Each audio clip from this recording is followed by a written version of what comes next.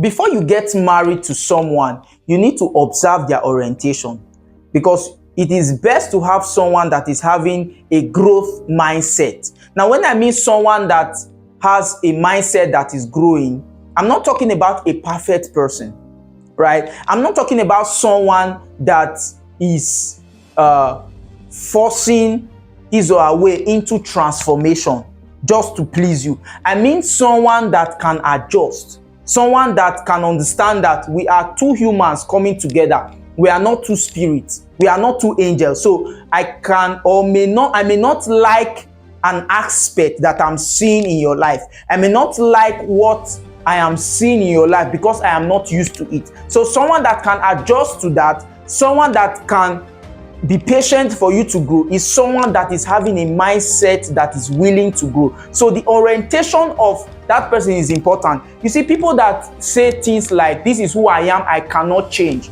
Because of my background, I cannot change who I am.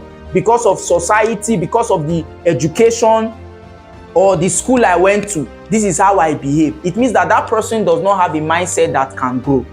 Are you following what I'm saying? Now also, you must understand that when it has to do with marriage, destiny part is very important. It's very important. You can be led to someone that is in the same niche with you.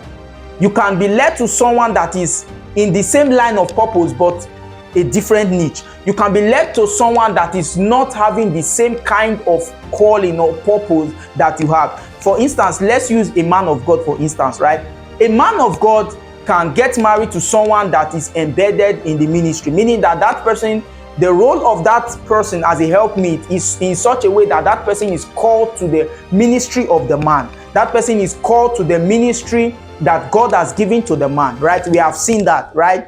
But sometimes the man of God can be led to someone that is, even if that person is in ministry, the person is in another niche. Let's assume that the pastor is called to the pulpit, right? Then the wife can be called to relationship, can be called to women, can be called to children, still in ministry. So it is the same line of purpose but different niche. It doesn't mean that they are wrong. It doesn't mean that they are failing. The wife does not necessarily need to be someone that will be embedded in the ministry of the man. Are you following what I'm saying? Now, it can also be possible that the man, the pastor or the man of God is getting married to someone that is on a different mountain of influence, right? For instance, the person can be in the economic world, in the political world. The wife can be in the political world, the wife can be in the media, the wife can be in any other niche or purpose that is different from the man of God. Okay, so it has to do with a growth mindset. When I say a growth mindset is we understand that we are not in the same line of purpose. We understand that we are not in the same office, but we are willing to adjust, but we are willing to grow together, but we are willing to love each other. We are willing to support each other. It is very, very important. That's why it is necessary that you discover purpose before you get married. Very important that you discover purpose before you get married, because marriage has to do with a lifetime. And also in the marriage, there are people that can begin to pick new signals. That's why you need someone that has a good orientation, new signals. There are people that discover their purpose in marriage.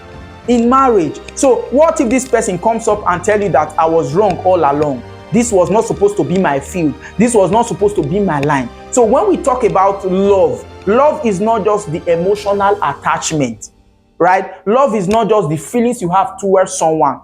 Love is also in your ability to sacrifice, in your ability to also adjust, right? Because God can begin to give you instructions and say, okay, let's say for instance, you love this person because this person was abroad, right? You got married to this person and you flew abroad with this person. What if maybe God begins to speak in the marriage that move to another place, or move to Nigeria, right? Or move to somewhere else, right? Or maybe you like this person because this person was in this field and the person began to get clarity and say, this is not where I am supposed to be. So love is also in your ability to make sacrifices, in your willingness to adjust, right?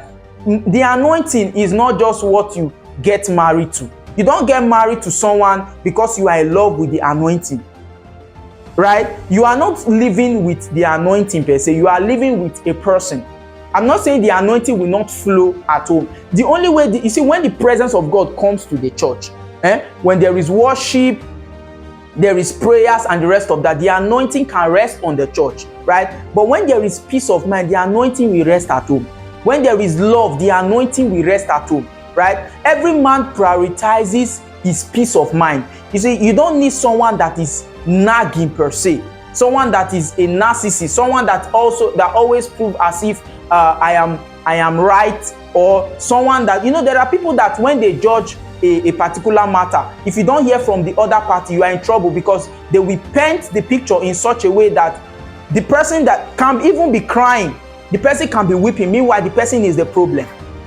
Are you getting what I'm saying? So these are very important decisions or things you need to look into before getting married. Your peace of mind is your first priority, not just the anointing, not just how the person prays. There are people that get married to someone and say, okay, I love how this person prays, or I love this person's pattern of music, I love how this person sings.